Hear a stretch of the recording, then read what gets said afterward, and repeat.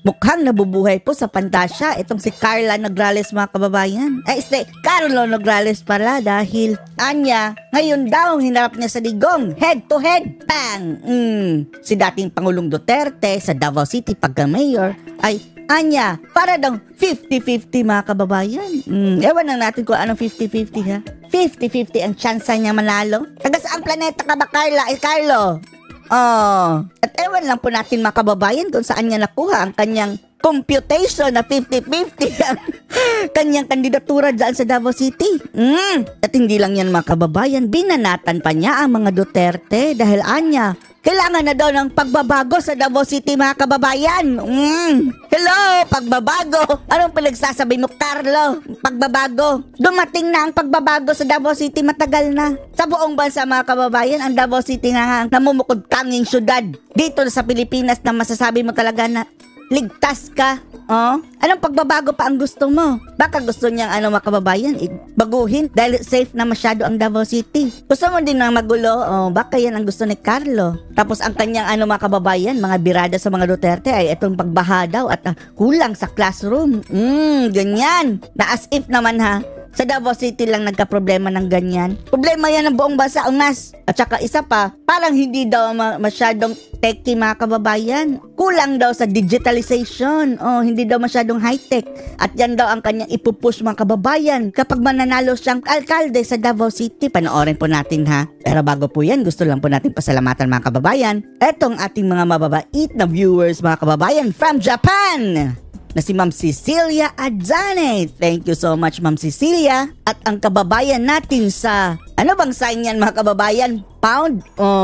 Sa Britain? Sorry po ha. Na si kababayan nating Travel Show. May Eiffel Tower po ang kanyang picture mga kababayan. Maraming salamat po kababayan nating Travel Show 15. Narito po ang video.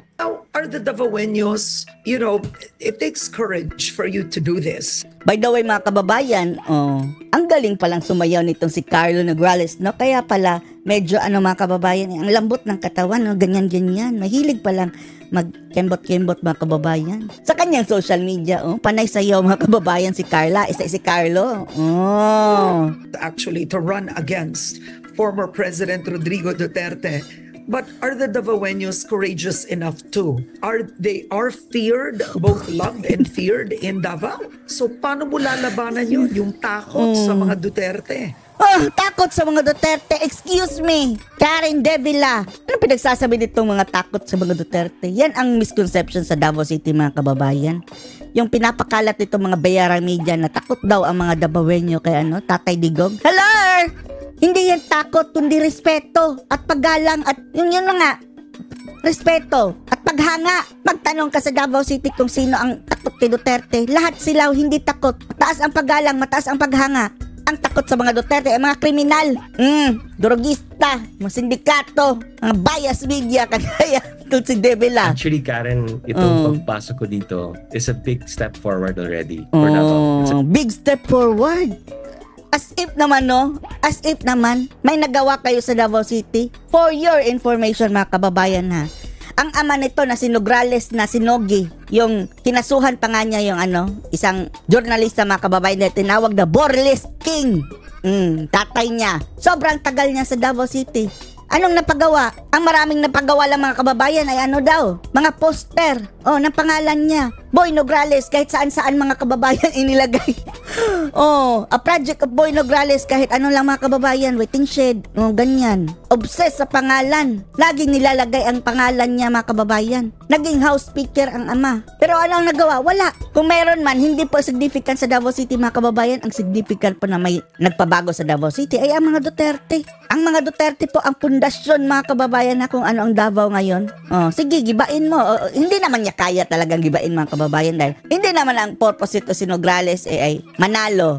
Hindi. Ang purpose niya lang mga kababayan ay para mapigilan ang mga Duterte na mag-step up doon sa Senado. Dahil kung iiwan ng mga Duterte ang Davao City, amin na to. Ganyan. Itong si Carlo at saka yung si Migs, si Miguelita. Big leap. Sabi ko nga, pagpasok ko dito, at least may choice na. So it now becomes 50-50, right? Oh, 50-50 na daw ang choice mga kababayan. Agree ba kayo? Pagkaalam namin, Logie, 4 ang pagpipilian. Kung pipili ang taga Davao City, malamang mananalo pa yung obispo at saka yung vlogger kaysa sa'yo. It's a 50-50 choice. Choice A, choice B, it's 50-50 now. Chance for change. And there's so many things that can be improved in Davao City na hindi rin pwedeng makapaghintay. Like, for instance, the flooding in Davao. Tapos, as if sa Davao lang ang flooding. Pero ang flooding po sa Davao City, mga kababayan, hindi po yung kasing lala sa Maynila, ha? No. Dahil po sa lakas ng ulan talaga, mga kababayan, na sa mga panahon ngayon, umaabot hanggang pinakamataas na siguro, mga kababayan, hanggang tuhod. Oh. Pero yung mga yung mga nababalita dati na umaabot na sa bubungan, na-fix na po iyon, mga kababayan. Marami na pong flood control ang Davao City sa makatuwid. Meron na po silang mga dike talaga, matataas na dike sa mga ilog.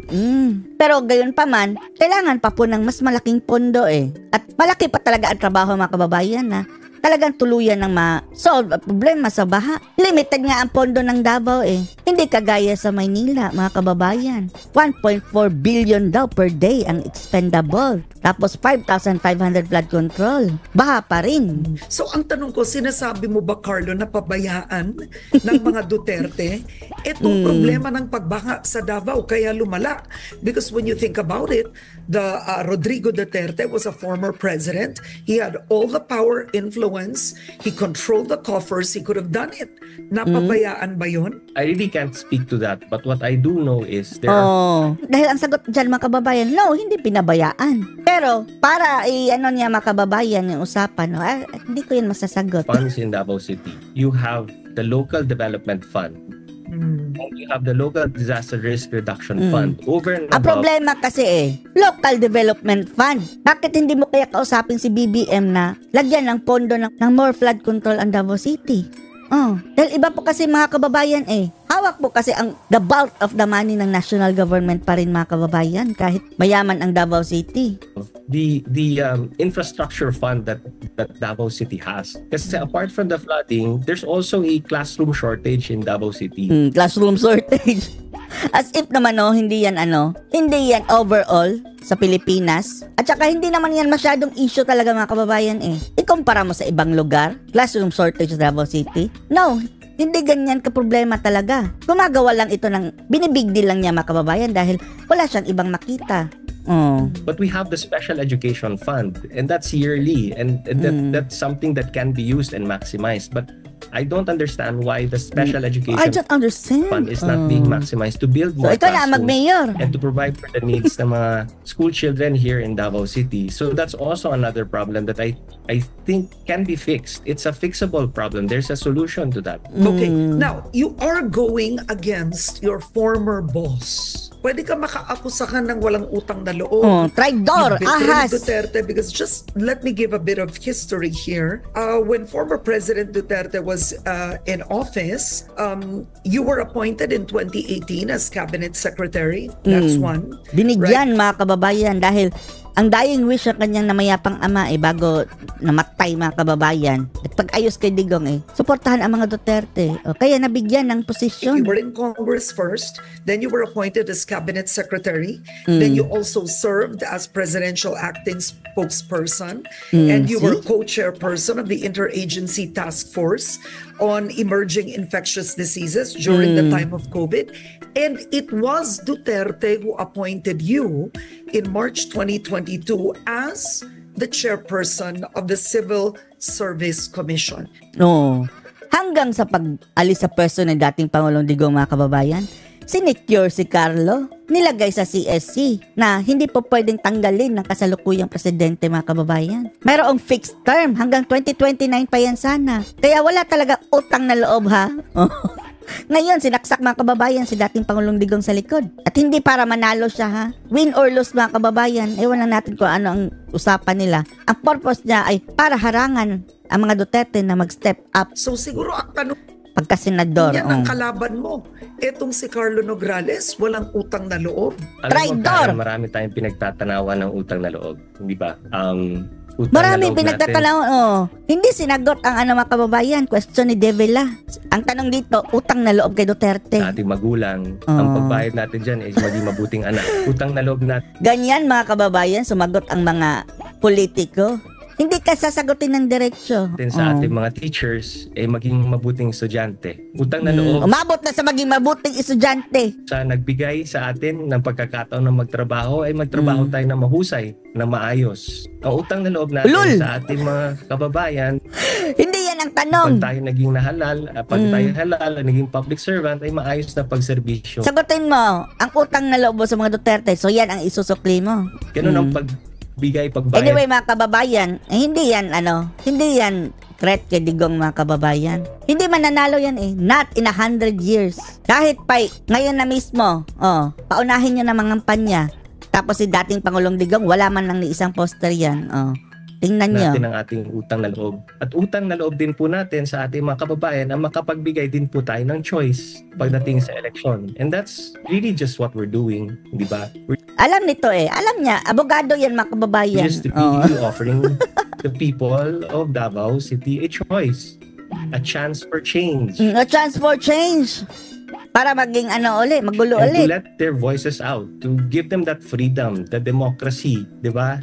To pick. Hindi ka naman pinipigilan. Pero sinusupalpal ka namin sa mga pinagsasabi mo. To select, to choose. So what's so bad about that? It's really giving it back to the ang people. Ang bad yan wala kang utang na loob. Naman po natin sa taong bayan, and we respect their decision. And respecting their decision is actually giving them a choice. And that's all it is. Ang punto nga, wala ka utang ng loob. Ungas. After all, na ginawa ng dating Pangulong Digong sa'yo, sasaksakin mo. Mio. You said there was a clamor of the people, but is it right to say you are running as an independent, but is the administration supporting you, Carlo? Kailangan pa bang i-memorize yan? Young Guns ang kanyang kapatid, Ibagoong Pilipinas. Kailangan pa ba itanong yan, Karen Devila? At syempre, aamin ba yan? Aamin ba yan si Carla? Carlo? I'm running as an independent. Tama yung sinabi ko. Sinabi mo, I'm independent candidate and I'm an independent candidate. Decoy candidate lang yan, mga kababayan. I don't want any partisan politics involved here. Huwag na tayong makinig dyan sa... I didn't want any partisan politics. Wala daw partisan politics. Pagmumukha mo, Carlo. Ewan lang natin. Ano masasabi niyo dito, mga kababayan, na sabi ni Carlo Nograles na 50-50 ang labanan nila ni Digong sa Davao City. Maniniwala ba kayo? Post your comments below.